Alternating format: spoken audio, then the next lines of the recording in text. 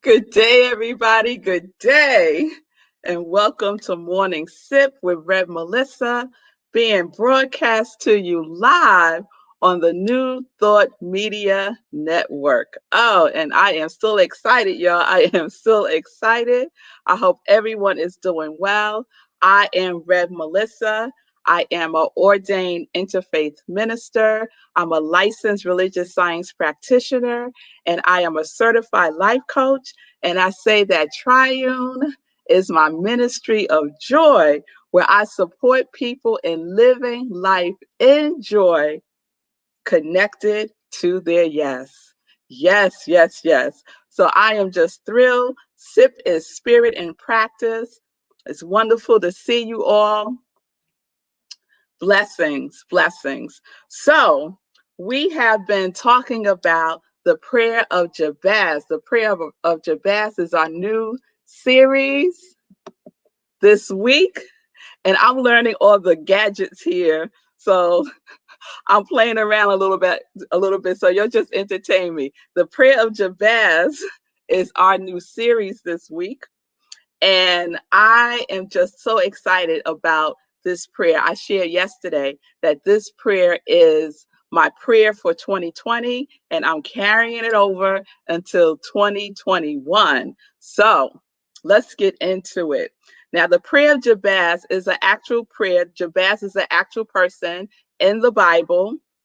And Jabez means pain, right? His mother named him Jabez, which means pain. So the mother must have been going through some things, right? For her to name her child Jabez, right?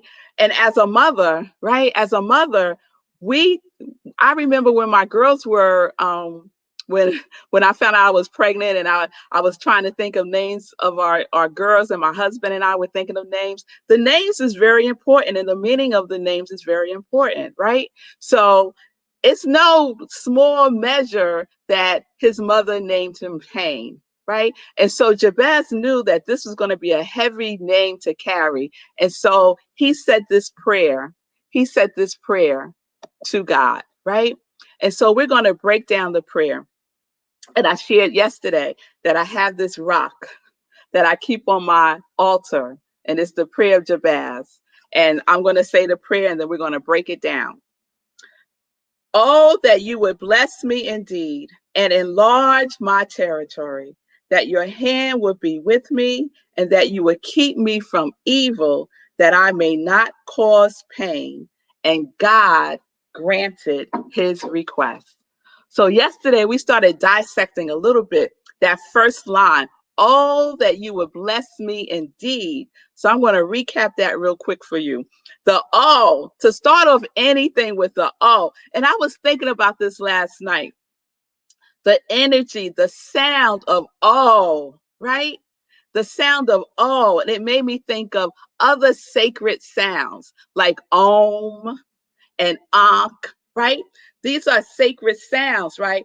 Om in the Hindu tradition means basically the entire universe, right? The sound of the universe. And ankh in the Kemet means life or the breath of life. And so to say oh, right, is meaningful. It's a sacred sound that Jabez was making to God, right? It's a sacred sound. It was coming deep from within his soul, deep from within his soul. And I shared last week about listening, right? Listening for the sound, waiting attentively for the sound. So when you're in that, oh, you know that you need to listen, right? You need to listen for what is next. You need to listen for what is trying to speak to you and through you. Yes? And then we talked about the other word. Oh, that you would bless me indeed, right? And so in the book Prayer of Jabez by Bruce Wilkinson, which is what we're going to be using a lot this week, he talks about blessing in the context of to impart supernatural favor, to impart supernatural favor. And that means it's something beyond what we are capable of doing on our own, right? On our own. We need God's power. We need to use the power that is vested in us, right? For us to manifest what it is that we are desiring, right? And it's not just any old thing, it's about unlimited goodness. Oh, that you would bless me indeed. Bless me with unlimited goodness. So that's kind of where we left off yesterday, right? And so today I want to talk about that word, indeed. Oh, that you would bless me indeed. Indeed, right? So, because he didn't have to add that at the end. Like, why add the word indeed? So let me read to you a little bit about what Bruce says about indeed. Jabez prayed the biggest, most improbable request imaginable. Oh, that you would bless me indeed. I love the urgency, the personal vulnerability of his plea. In Hebrew, adding indeed to this prayer was like adding 5 exclamation points or writing the request in capital letters and underlining it. So we know, right? It's like 5 exclamation points or writing it in caps. So what happens when we write stuff in caps? We send somebody a text and we write everything in caps. They could take it as we're yelling at them, or they could take it as we're really trying to get their attention and that this is really, really, really important, right? So that indeed has power behind it. Yes, it is to get the attention, right? To know that this is what the intention is. The intention is to be blessed with unlimited goodness, right? To impart supernatural favor. Indeed, indeed. Yes? So that's the energy. That's the energy that we have to come with when we desire something. I asked you yesterday, what is your focus for 2021? Because it's wonderful to have this prayer that's in the Bible, but how do we make it practical for ourselves today? How do we use it in our lives today? What do we do with it, right?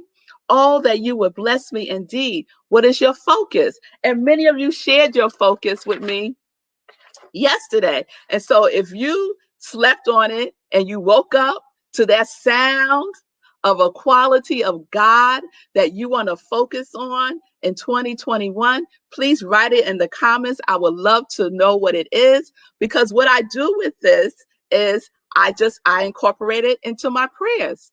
I incorporate it into my prayers. So all that he would bless me indeed is about what you are focusing on,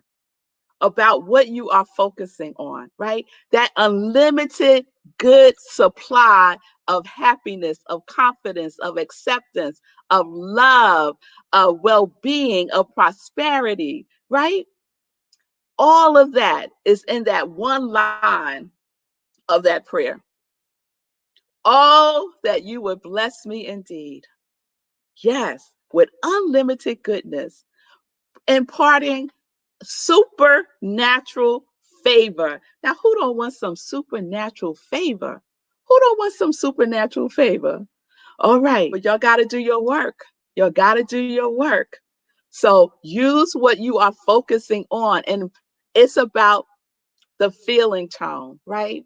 It's about creating the consciousness for that to come through you. Yes, right? It's about expanding our mental equivalent of whatever it is that we've been holding.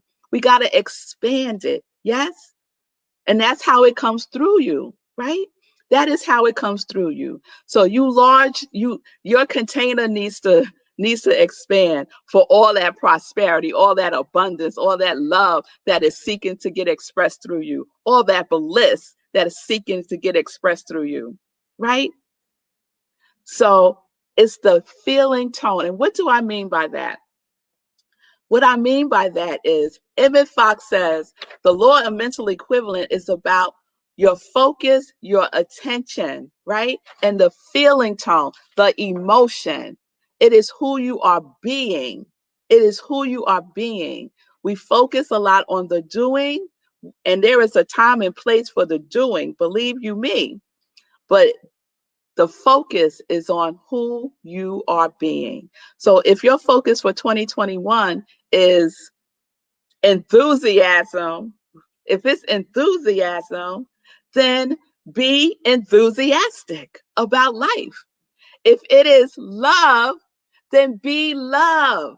Be love in 2021, right? And that might mean that you might be a little uncomfortable about stuff that comes up that might not look like love to you, but you're being love.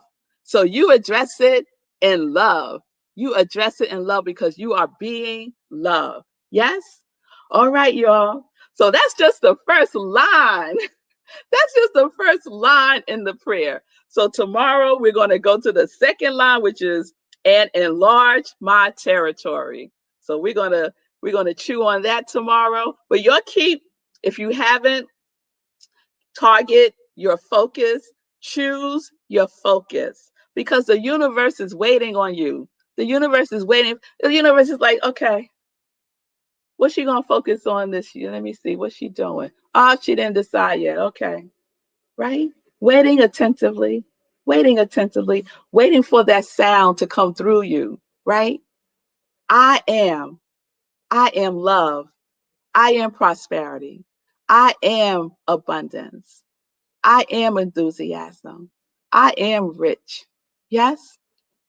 So make your choice and we're going to do some work with it. All right? So the first step is choosing what you're going to focus on, making sure that it is a quality of God, a quality of God. All right? And then we're going to talk about how we're going to enlarge our territory with our focus tomorrow. All right, y'all. Today, so what are we doing, y'all? What are we doing? We are focused. We are focused. And we are living life in joy, connected to our yes. All right. I'll see y'all tomorrow right here at 10:30 a.m. Morning Sip with Rev Melissa.